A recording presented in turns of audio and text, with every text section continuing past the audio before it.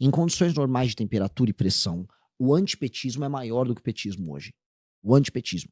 Só que o antipetismo capitaneado pela família Bolsonaro, ele não tem vigor, porque ele tem alta, vamos botar aqui, uma alta rejeição nas pessoas conforme elas adquirem um pouco mais de consciência. Então você vai pegar grandes centros urbanos, vai pegar as pessoas mais jovens, as pessoas não compram a família Bolsonaro. Foi esse o motivo da derrota do Flávio em 2022.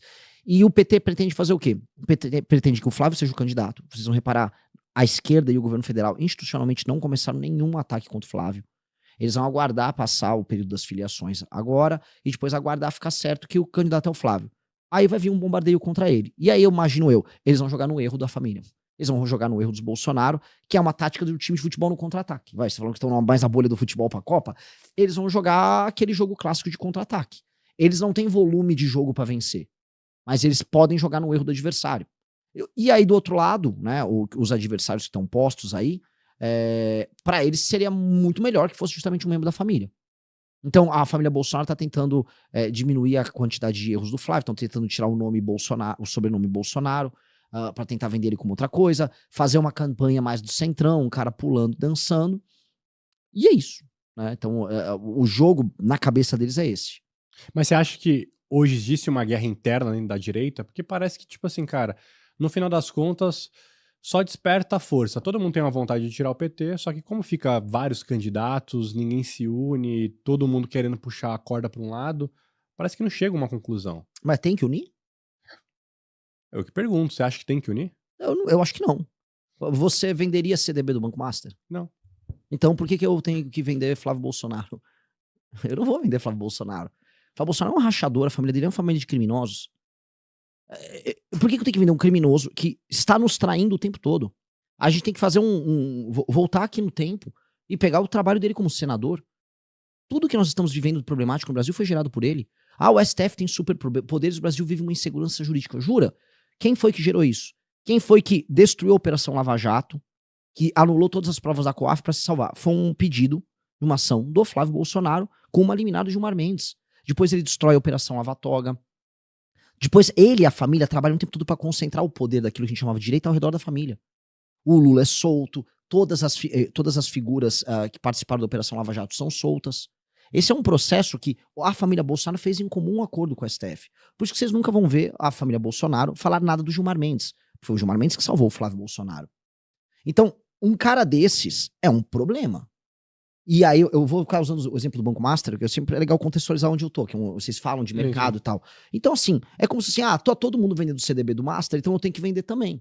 Porque senão você vai ficar de fora. Então a direita fez assim, nitidamente o eleitor não tá se preocupando com a corrupção e com os erros e com as traições da família Bolsonaro.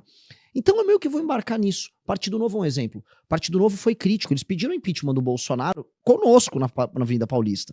Só que uma parte do Partido Novo falou, gente, vamos ficar na maciota e vamos ficar farmando os eleitores do Bolsonaro, apoiando, e aí depois a gente vê o que faz.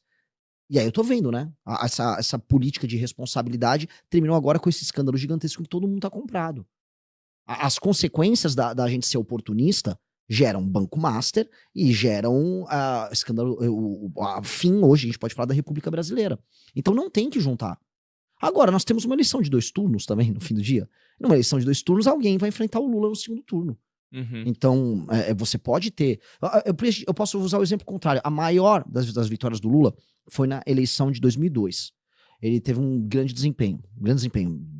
Passou o trator em cima do Serra. Pega qual era, vamos dizer, a lista dos candidatos. Era Lula, Serra, Garotinho pelo PSB, partido da esquerda. Ele é um cara centro-esquerda. Ciro Gomes. E ainda tinha mais um que era de esquerda. Então, se você olhar direitinho, eram todos candidatos de esquerda naquela eleição. Pra gente poder dizer, a esquerda tá dividindo o voto. Não, a esquerda passou o trator na eleição. Então, o que tem é o seguinte. O clima, o espírito do tempo é a direita. O espírito do tempo é a direita. Mas há uma força muito grande que é o Lula. Não a esquerda. A esquerda brasileira tá realmente no chão. E essa força, ela tá cansada, ela tá desgastada, e ela só permanece no poder se jogar um jogo inteligente ali de contra-ataque. Esse é o jogo dado.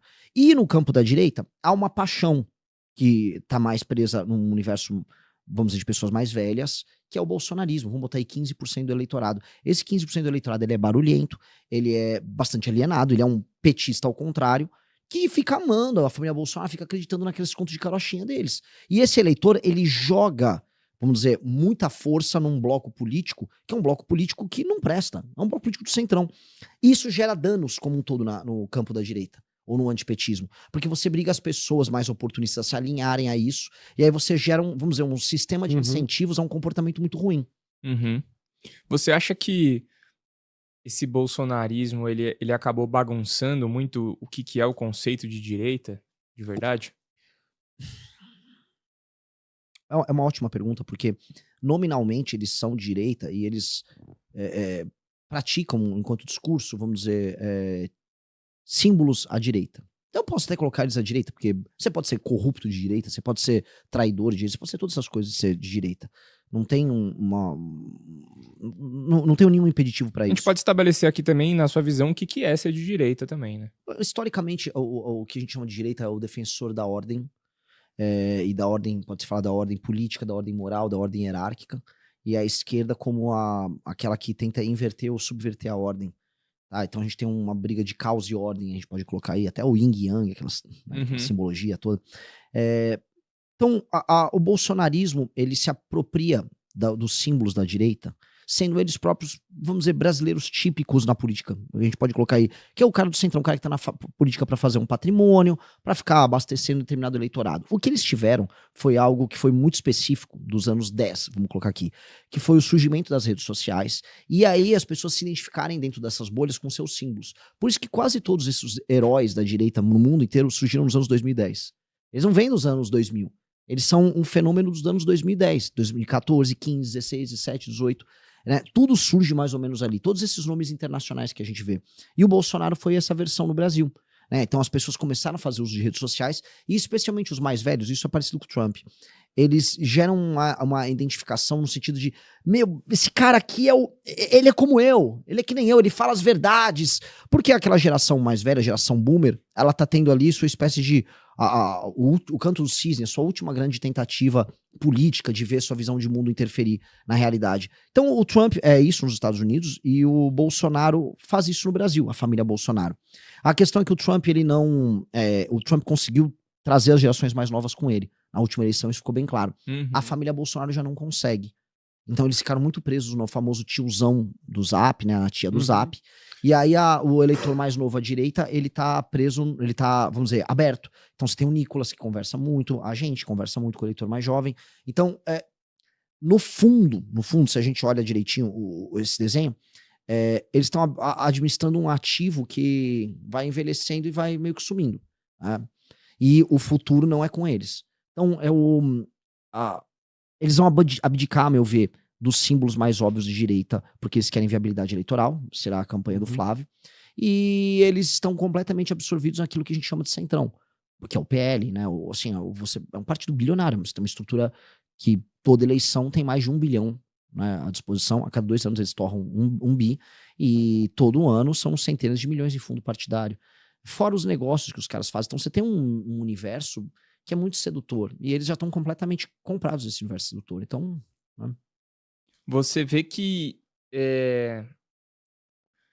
com o tempo, né, os discursos dos candidatos, essa ideologia, essa coisa mais rede social, essa coisa mais viral, você acha que a gente tem hoje um papo muito mais raso do que a gente via na política antes dos anos 10, aí vamos dizer assim, antes das redes sociais? Porque eu vejo que eles usam muito do artifício hoje de uma conversa mais fácil, né?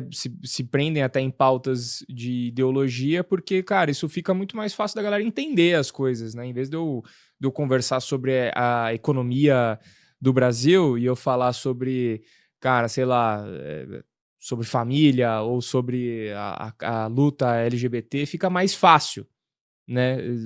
Dos índios e...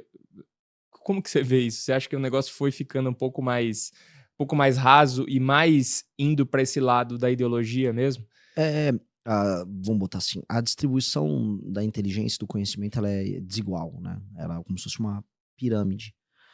Portanto, a internet, ela permitiu que exista espaço para tudo. Então, se eu quiser procurar discussões muito aprofundadas, como não havia até os anos 2000, eu vou achar coisas sensacionais. Pô, você consegue, no próprio YouTube, para não ir muito longe, você cavucar vídeos, pesquisas, entrevistas, debates com professores, teses novas estão surgindo, você vai encontrar. Você consegue encontrar uma cena muito viva. Agora, assim, isso aí é restrito a uma minoria no Brasil, de poucos milhões de pessoas, eu diria 1 a 2 milhões de pessoas no máximo, estourando, no mundo mais, claro.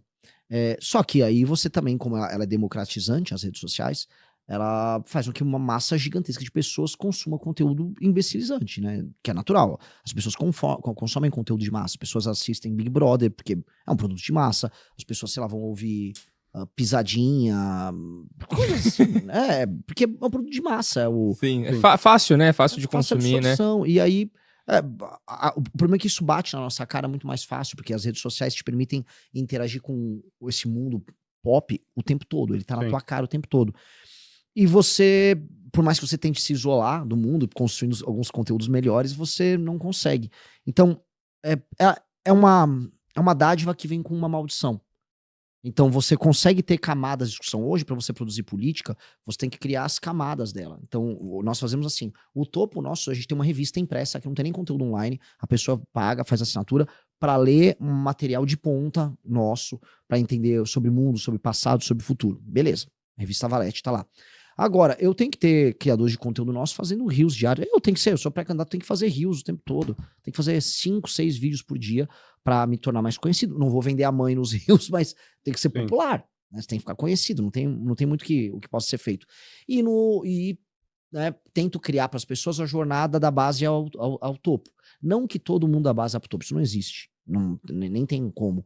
Mas pessoas vão ficar no meio, pessoas vão ficar mais aqui, outras vão ficar ali. Acho que você tem que ser completo na forma como você passa a sua mensagem. Mas, para te responder de maneira clara, o debate está muito ruim hoje? Sim. E o debate tende a ficar pior? Sim. É triste, mas é verdade. Vai ficando cada vez mais raso. Vai porque não há... Tem um problema, que é o seguinte, a política ela era um mercado fechado. É igual ao conteúdo. Vamos dar um exemplo. Antigamente você assistia as coisas na televisão. Sim. E a televisão tinha um domínio completo e ela fazia a própria grade. Você tinha, querendo ou não, um apelo para, né, audiência e tal, mas no fim do dia você tinha um grupo de pessoas que concentravam o que poderia e o que não poderia ser feito. Hoje, qualquer pessoa fica aprendendo quais são as regras de algoritmo para poder ela viralizar seu conteúdo. E você consegue medir isso o tempo todo. É como se soubesse quantos likes teve o programa do Gugu hoje, sabe? Sim. Então, hoje você consegue ver, e aí as pessoas ficam validando as outras socialmente mediante uma escala de fama e conhecimento. E isso faz com que em quase todas as áreas você tenha pessoas que são mais influencers do que um profissional daquela área. Total. Então, na política é isso. A maior parte dos políticos da nova geração não são políticos, eles são influencers. E que eu repito, qual é a função social do Nicolas Ferreira? Ele é um influencer que produz conteúdo sobre política. É isso. Qual a função da Erika Hilton? Ela é uma influencer que produz conteúdo. Ela, né? A gente tem que ser bacana. Sobre política. Isso. Agora, factualmente, as pessoas se sentem inspiradas a produzir um conteúdo sobre política bom ou atuar politicamente bem, ou, na prática, ser famosos. As pessoas entendem que o poder é a fama dessa pessoa. E isso é muito ruim.